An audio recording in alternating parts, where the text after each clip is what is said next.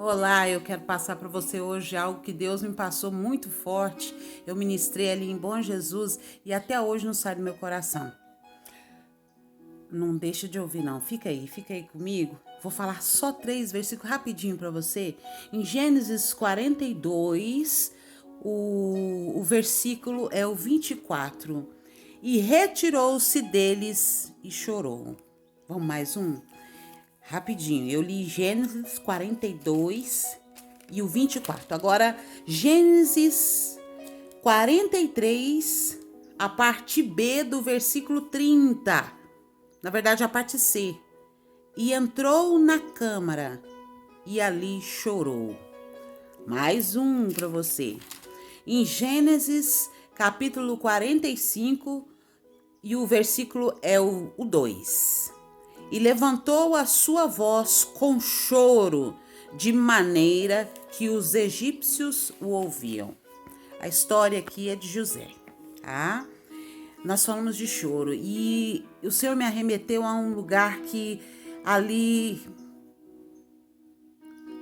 eu naveguei em uma realidade de muitas pessoas. Deixa eu dizer uma coisa para você. Todo mundo conhece a história de José. Se você não conhece, leia. É muito bonita. Fala de um jovem que desde pequeno o Senhor havia prometido para ele algo grande na visão dos homens. Porque a visão de Deus é uma, a visão dos homens é outra, tá? Mas ele também era muito querido de Deus, era um rapaz muito fiel e o Senhor havia prometido para ele algo grande.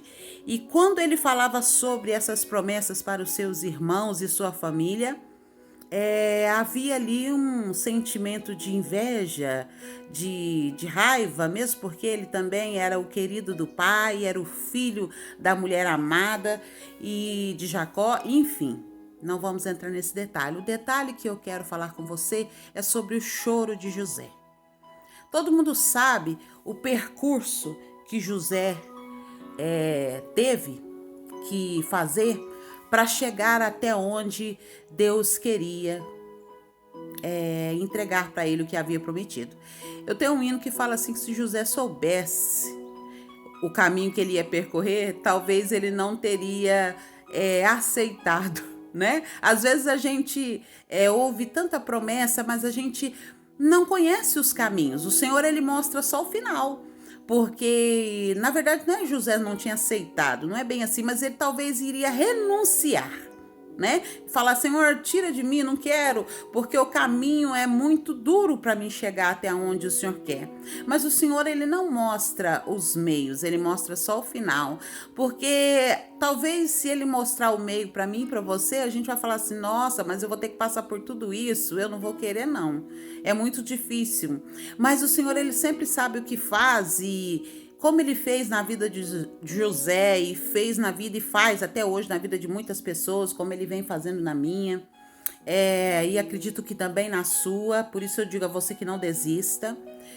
Ele sabe exatamente o que faz. Mas esses versículos me chamaram a atenção porque choro muitas vezes demonstra alegria, né? A gente sabe disso.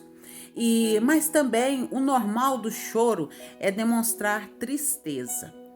E quando eu estudei essa palavra, eu vi que José estava ferido na alma, muito ferido na alma. E quando é que ele demonstrou isso? Todo mundo sabe que a família, os irmãos de José, acabaram sendo instrumento de Deus para fazer com que ele chegasse até onde ele chegou.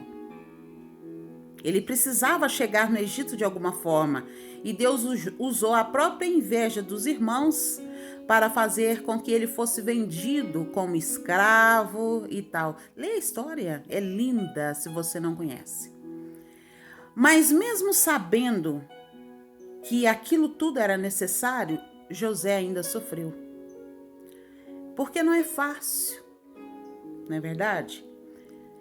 A gente sofre sabendo que Deus usa aqueles, às vezes, que nós mais amamos, para fazer com que a gente chegue aonde Ele quer que a gente chegue. E José demonstrou que estava ferido e ainda sofria muito com o que havia sido feito quando ele viu a sua família. anos que tinha, hein? Quando ele viu a sua família, ele mostrou o quanto ele estava ferido, porque o choro mostrou isso ali. José fez vários testes com os irmãos, fazendo com que eles fossem e voltassem, para poder, na verdade, saber se os irmãos tinham se arrependido do que tinham feito com ele. E quando ele vê que um dos irmãos pede para que o filho mais novo, que era mais novo do que José, não ficasse como escravo, ele percebe que os irmãos haviam se arrependido do que fizeram. E aí é onde eu li o último, que diz que ele chora tão alto. Se você ler o texto, você vai ver que primeiro ele tirou todos da sala e depois ele chorou. Dessa vez de alegria. Porque ele percebeu que os irmãos haviam se arrependido do que tinham feito.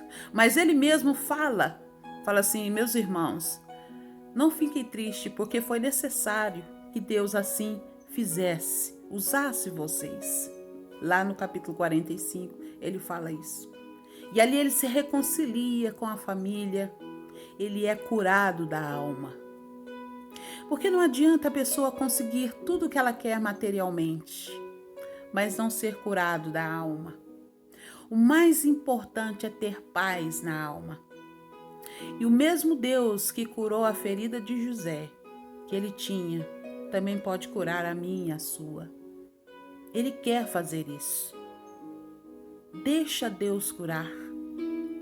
Escute aqui, deixa eu te falar uma coisa. Espera um pouquinho, porque a oportunidade vai chegar. Sabe aquela oportunidade de pedir perdão, perdoar, ou a oportunidade que Deus vai te dar de alguém te pedir perdão ou demonstrar que se arrependeu de algo que fez com você. Sabe qual é o caminho? É a oração. Comece a orar por essas pessoas que fizeram você sofrer, porque em tudo Deus tem um propósito. Provavelmente Ele quer te ensinar alguma coisa. Deixa Deus te ensinar. É necessário que a gente queira aprender com Deus. Provavelmente Ele quer que você chegue a algum lugar que você precisa. Amadureça de alguma forma. Mude algo dentro de você. Deus não faz nada sem propósito. E se você já entendeu o mistério de Deus na sua vida, peça agora para que Ele cure o seu coração. Ele quer curar a sua alma. Assim como Ele curou a de José. Quer que eu te fale a verdade? Assim como Ele curou a minha. Eu fui muito ferida. Muito! E não foi por pouco tempo. Mas o Senhor me curou. E foi quando eu comecei a orar pelas pessoas que haviam me machucado. Faça isso também. É tão bom poder sentir paz. É tão bom poder deitar e saber que você não tem nada contra ninguém.